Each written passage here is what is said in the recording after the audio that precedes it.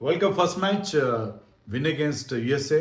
Credit అంతా కూడా సూర్యకుమార్ యాదవ్కి దక్కింది. అఫ్ కోర్స్ డిజర్వింగ్, ఎందుకంటే ఒక ఇంపార్టెంట్ క్యాప్టెన్స్ ఇన్నింగ్స్ ఆడాడు.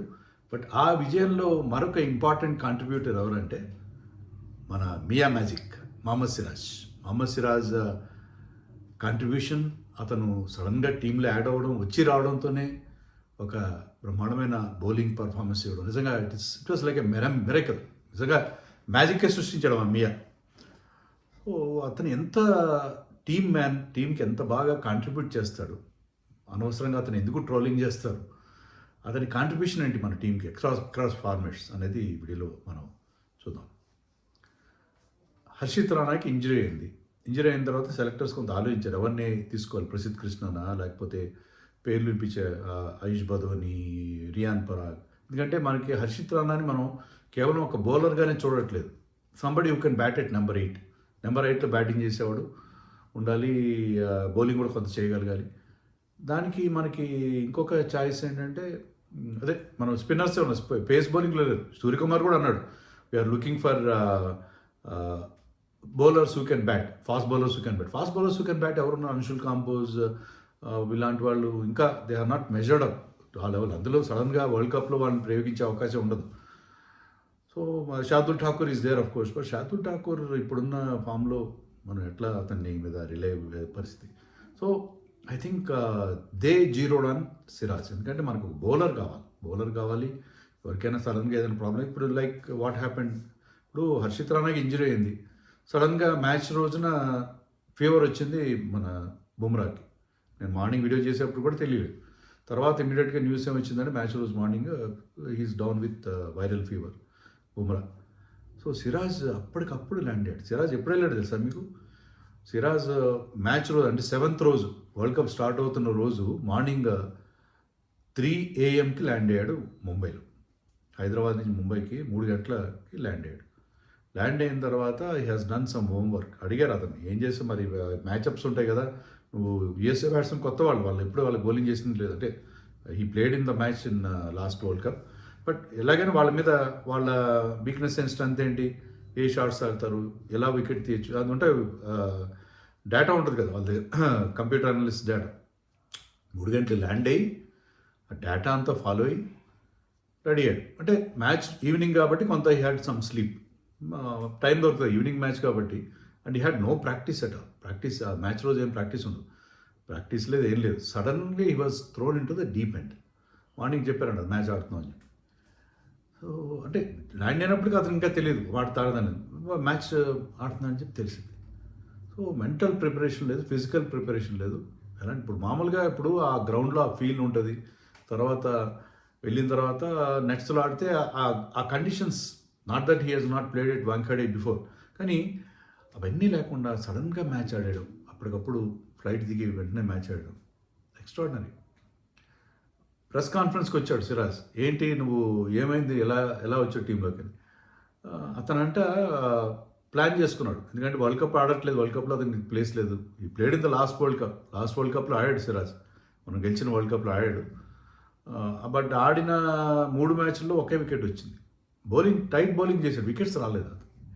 తర్వాత మన యుఎస్ఏ లెగ్లోనే ఆడాడు, వెస్టిండీస్ దాంట్లో ఆడలేదు. తర్వాత మ్యాచ్లకి he was not there in the team. So he was part of the winning squad.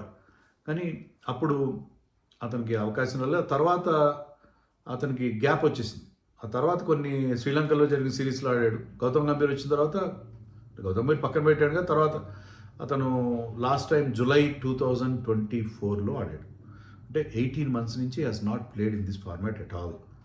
ఈ ఫార్మాట్లో అంటే ఇండియాకి ఆడలేదు. సో ఆల్మోస్ట్ 1.5 ఏళ్ల పైగా అతను ఈ ఫార్మాట్లో ఆడలేని ప్లేయర్ అతను ఇంకా అట్లా వరల్డ్ కప్లో అతనికి టీం లేదు కదా, ప్లేస్ లేదు కదా. He's a Real Madrid fan. Real Madrid match ఉంది, లాలీగా మ్యాచ్ చూద్దాం, మ్యాడ్రిడ్ వెళ్దాం అని చెప్పి ప్లాన్ చేసుకున్నాడు. హాలిడే ప్లాన్ చేసుకుని తర్వాత రంజాన్ కూడా వస్తుందని చెప్పాడు. రంజాన్ వస్తుంది, అన్నీ వస్తుందని ఆ దృష్టిలో ఉన్నాడు అతను.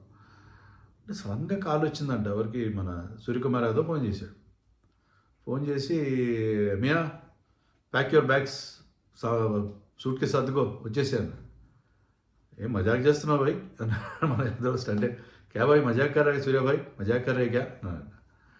లేదు లేదు మజాక్ కాదు, నువ్వు వచ్చేసే టీంలో నేను చేరుస్తున్నావు అని చెప్పి సూర్య స్వయంగా స్కై ఫోన్ చేసి చెప్పాడు. ఫోన్ చేసి చెప్తే immediately pack this bags and rush to Mumbai, air dash to Mumbai వచ్చేసాడు. సో వచ్చి 3 గంటలు ల్యాండ్ అయిన వాడు వచ్చి సాయంత్రం మ్యాచ్ ఆడడం ఏంటి, ఫస్ట్ 8 బాల్స్లో 2 వికెట్స్ తీయడం.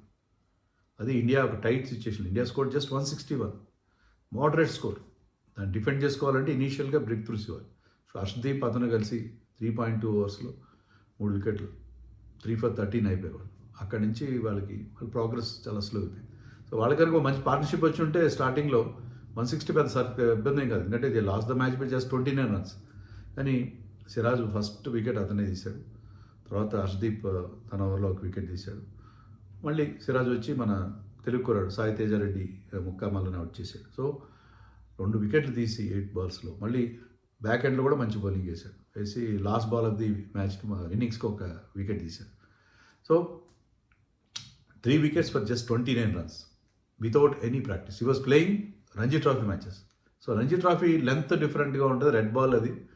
2 రంజీ ట్రాఫీ మ్యాచ్లో హైదరాబాద్ లీడ్ చేశాడు, ముంబైకి అగేన్స్ట్గా, ఛత్తీస్గఢ్కి అగేన్స్ట్గా. అలాంటి సిరాజ్ వచ్చి రావడంతోనే మ్యాచ్ ఆడేసి ఒక మంచి best bowling performance from India side, 3 for 29. Extraordinary. అంటే అతను ఎంత బాగా కాంట్రిబ్యూట్ చేస్తాడు. మనం అంతకుముందు చూసాం కదా ఇంగ్లాండ్ సిరీస్లో, he was our main wicket taker and కీలకమైన వికెట్స్ ఇవ్వడం. అతను ఆడిన తీరు, ఆ టూర్లో he was our leading bowler. మనం ఆ సిరీస్ డ్రా చేసుకున్నాం అంటే దాంట్లో సిరాజ్ రోల్, శుభ్మన్ గిల్ బ్యాటింగ్లో ఉంటే సిరాజ్ రోల్ చాలా ఉంది దాంట్లో.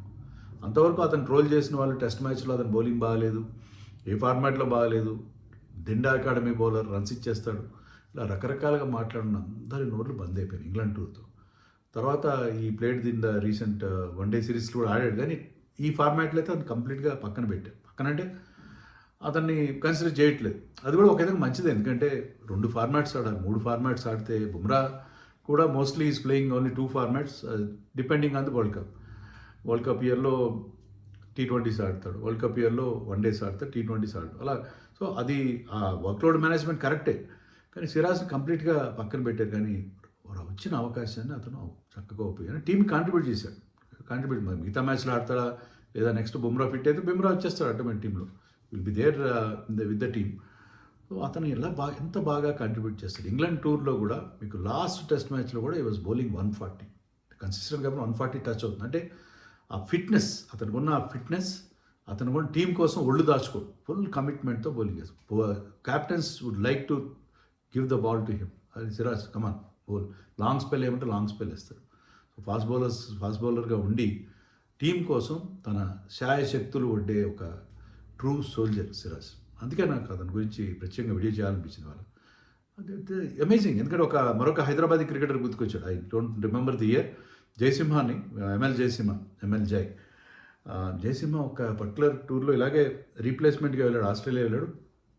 ఆస్ట్రేలియా చాలా లాంగ్ జర్నీ కదా, వెళ్ళి ల్యాండ్ అవుతున్న ఆ జెట్ ల్యాగ్ కూడా ఉంటుంది అక్కడ. కానీ ఇమీడియట్గా టెస్ట్ మ్యాచ్లో దిగి ఆ టెస్ట్ మ్యాచ్లో ఒక అద్భుతమైన ఇన్నింగ్స్ ఆడాడు. అది ఎప్పటికీ ఒక లెజెండ్గా హైదరాబాద్లో చెప్పుకుంటారు కదా. సో అలాంటి మరొక హైదరాబాద్ క్రికెటర్ ఇలాగే రాత్రి 3 గంటలకి ల్యాండ్ అయ్యి వరల్డ్ కప్లో తను అసలు మెంటల్గా, అంటే అసలు వరల్డ్ కప్ ఆడుతున్నామా మనం ఏంటి, టెస్ట్ మ్యాచ్ లెంత్ అంటారు, ఆ లెంత్ రైట్ బాల్ లెంత్ వేసేవాడు ఇక్కడికి వచ్చి డిఫరెంట్ లెంత్ వేయాలి. కానీ లక్కీగా ఏంటంటే ఆ పిచ్ ఎలా ఉందంటే ఆ పిచ్ బాల్ బ్యాట్ మీదకి రావట్లేదు కాబట్టి నేను రంజీ మ్యాచ్లో ఏ లెంత్ వేసాను ఇక్కడ కూడా అదే లెంత్ వేసానని చెప్పాడు. బట్ ఎనీవే ఆ ఫార్మాట్ వేరే, ఈ ఫార్మాట్ వేరే.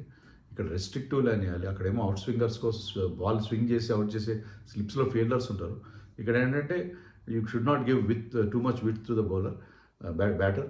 సో రకరకాల బౌలర్ని చేంజెస్ ఉంటాయి, అవన్నీ కూడా అడ్జస్ట్ అయిపోయి and giving a wonderful match winning spell అంటే that Siraj you're really legend.